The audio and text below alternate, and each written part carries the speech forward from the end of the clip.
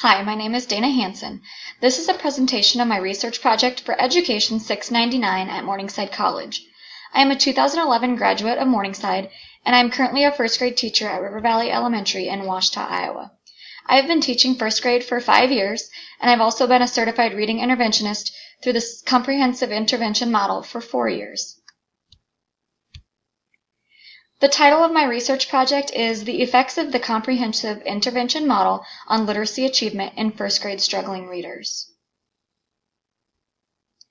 The problem addressed in my research is that student scores below proficiency in grades 3 and 4 has become more of a widespread problem in the United States. Students falling behind tend to have a harder time making gains in the upper grades to close the gap. FAST is used as universal screener by schools in Iowa to help maintain and track student achievement data. It is also used to help progress monitor and determine the need for RTI. The RTI model that I'm going to be talking about is SIM, and through SIM I got that from the Interventions That Work book, which is Carla Sophos and Linda Dorn's work. Why is it important? I chose this topic to research because when I conducted this study, we were just starting to implement the comprehensive intervention model in every grade level as our model of RTI. I had done it prior, but we were starting to get more teachers on board. So to measure the success, I wanted to test its validity. 65% of the fourth graders read at or below the basic level, which is what the study from Reading as Fundamental stated in 2014.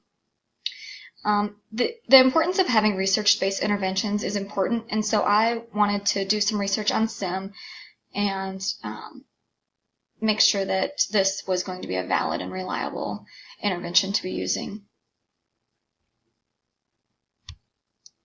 Now we will look at research that has been done on response to intervention, or as you will hear me refer to more throughout this video, is RTI and its effectiveness, the importance of reading development, and connecting reading and writing.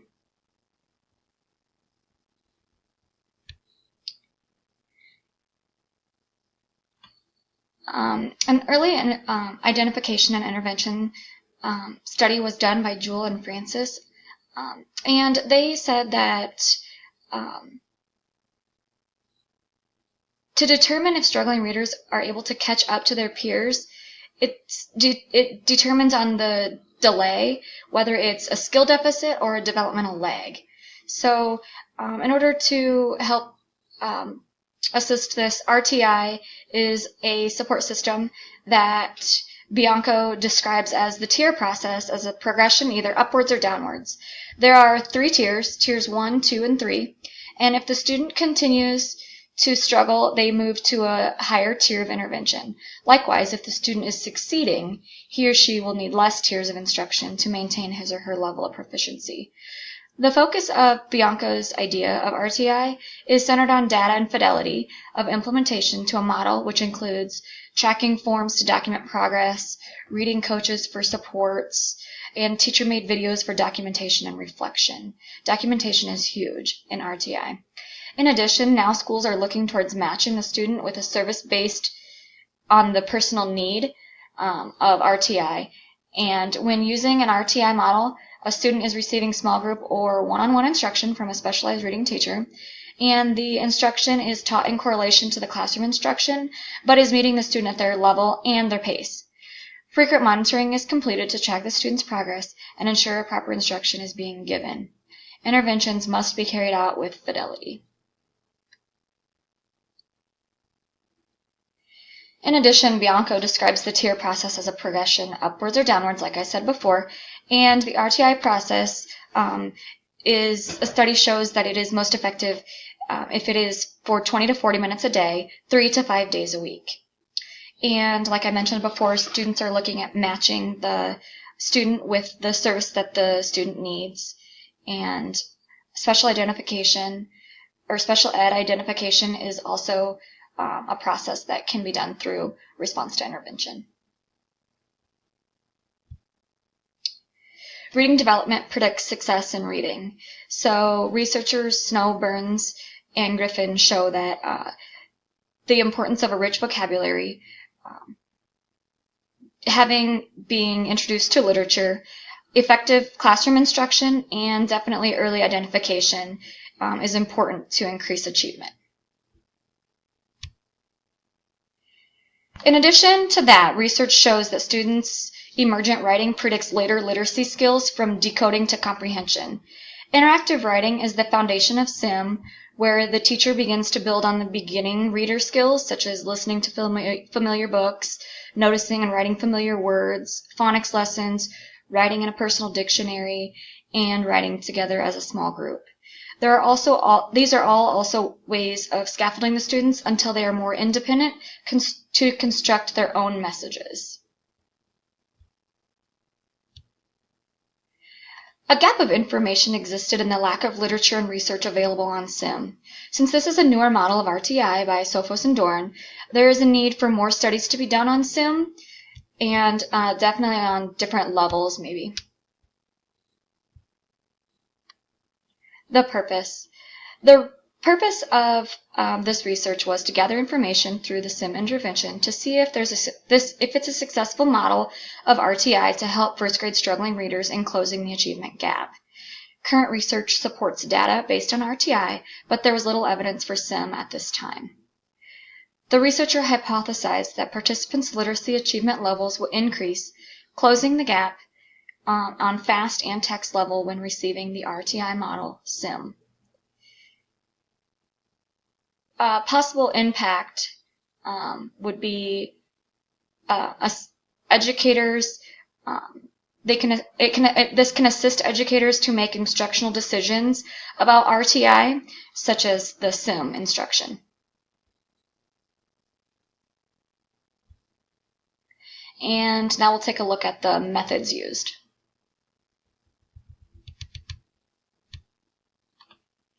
To review the purpose of this study, this was to gather information through SIM intervention to determine if it is a successful model of RTI to help first grade struggling in reading close the achievement gap. The research design was an A-B research design, and through this the independent variable was the use of SIM, and the dependent variable was the student assessment and the students that were taking the SIM. The data was analyzed through a t-test, and there was a pre-test and post-test given. The participants from this study come from a small farming community in a Midwestern elementary. They were all first grade students in a mainstream classroom. There were 33 total students of similar demographics. None of these students are qualified as special education at this time, and we do have a low SES population, 51% free and reduced lunch, and the population of the participants was predominantly Caucasian.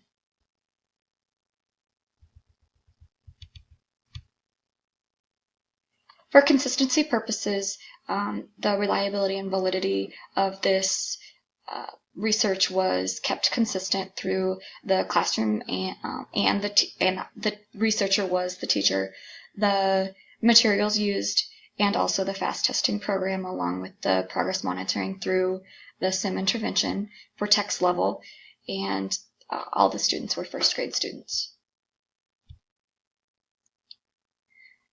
The materials used in this was the formative assessment system for teachers. A laptop was used to assess the students using that system, and also the Interventions That Work book that I mentioned earlier. That's the work of Carla Sophos and Linda Dorn. In this, there were copies of running records, there's ABC charts. I used magnetic letters, dry erase boards, markers, writing checklists, sound letter charts, word dictionaries, and writing journals that all follow the intervention that I used from their work, which was interactive writing. Participants in the study were observed and recorded over a period of 30 weeks in the fall of 2016. There was a control group and an experimental group in this study. Both groups were given a pre-test and a post-test. Phase A consisted of no treatment, aside from progress monitoring and mainstream guided reading for both groups. Phase B targeted students who were flagged from the pre-test fast, and text level data. These students began treatment with SIM in addition to guided reading. That is the mainstream guided reading. The phase B of this was the interactive writing, and that included it's a phase 1 and phase 2, which is a day 1 and day 2 planner that is found in the Interventions That Works book of Linda Dorn and Carla Sofos.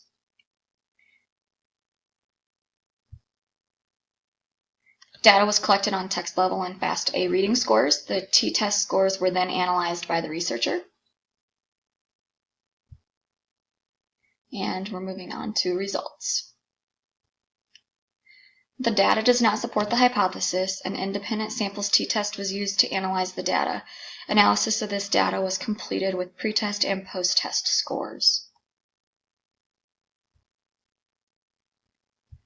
The pre-test scores show the control group had a mean of 451.4, and the experimental group was 435.8, and you can see that the p-value there was 0.146. The post-test control group, again, the experimental was lower than the control, and the p-value again was similar with a 0.164. Even though you can see here that there's a significant difference indicated in the p-value, the mean of the control group is higher than the experimental group, but the findings still do not support the hypothesis for the text level results. Now we will look at implications, limitations, and recommendations for future research. For participants, regardless of previous knowledge, SIM can be a motivator to gain time in other centers such as computers. It increases student-to-student and teacher conversations. It's a smaller student-to-teacher ratio for small groups, and it's in the least restrictive environment. There was no pull-out, and then it increased the qualitative measures. For educators, it allows educators to continue their education and stay current on best practices through professional development. It also aligns with the legislative demands due to the small group instruction through the intervention design. This research design takes time because reading takes time, although it was beneficial. And it's nice for the other students that are not IEP students because then they can get an extra scoop.